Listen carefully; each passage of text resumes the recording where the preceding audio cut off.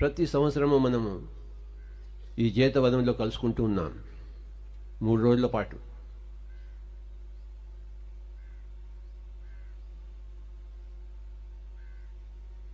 వచ్చే సంవత్సరం 10,000 మంది ఉంటారు ఇక్కడ, ఆ సంవత్సరం 30,000 మంది ఉంటారు, ఇంకో సంవత్సరంలో 3 సంవత్సరాల్లో 1,00,000 మంది ఇక్కడ ఉంటారు సంక్రాంతి నాడు.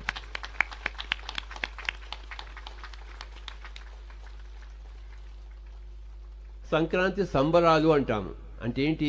ఎక్కడైతే ఎన్లైట్మెంట్ ఉందో అక్కడే సెలబ్రేషన్ ఉంటుంది అని అర్థం. ఎక్కడైతే ఎన్లైట్మెంట్ లేదో అక్కడ సెలబ్రేషన్ లేదు. సంక్రాంతి సంబరాలు.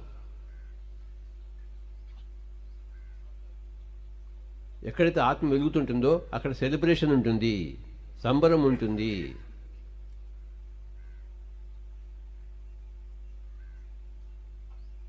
ఒక గొప్ప నృత్యం ఉంటుంది, ఒక గొప్ప నాట్యం ఉంటుంది, ఒక కేళి ఉంటుంది. సంక్రాంతి సంబరాలు. సంబరము అన్నది ఆ ఎన్లైట్మెంట్ నుంచే వస్తుంది. ఎక్కడైతే ఎన్లైట్మెంట్ లేదో అక్కడ సంబరమే లేదు, ఏడుపు ఉంది, దుఃఖం ఉంది.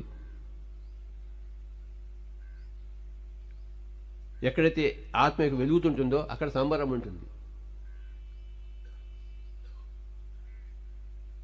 మనిషికి కావాల్సిన సంబరం, ఏడుపు కాదు. కానీ ఆ సంబరానికి కావాల్సింది క్రాంతి, సంక్రాంతి, ఎన్లైట్మెంట్తో కూడుకుని ఉండాలి. అది పాయింట్. రకరకాల ఆటలు, పాటలు,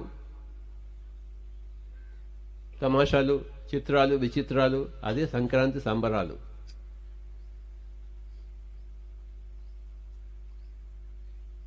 నిన్న బాగుండిందా సంక్రాంతి సంబరాలు?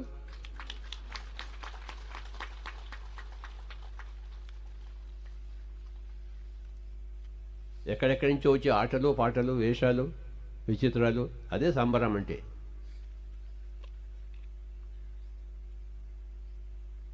జీవితం ఉన్నది సంబరం కోసం. కానీ ఆ సంబరం కోసం కావాలి ఎన్లైటన్మెంట్, ఎన్లైట్మెంట్ కోసం కావాలి ధ్యానము. ఆ ధ్యానం సంగీతంతో కూడుకుంటే ఎంత బాగుంటుంది కదా. ఎంత బాగుంది సంగీతం. పొద్దున్న చప్పట్లు కొడతాం మన సితార్కి, వయలిన్కి, తబలాకి, మరి కీబోర్డ్కి,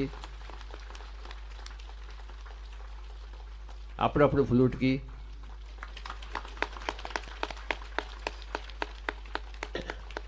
కాస్త గాత్రానికి.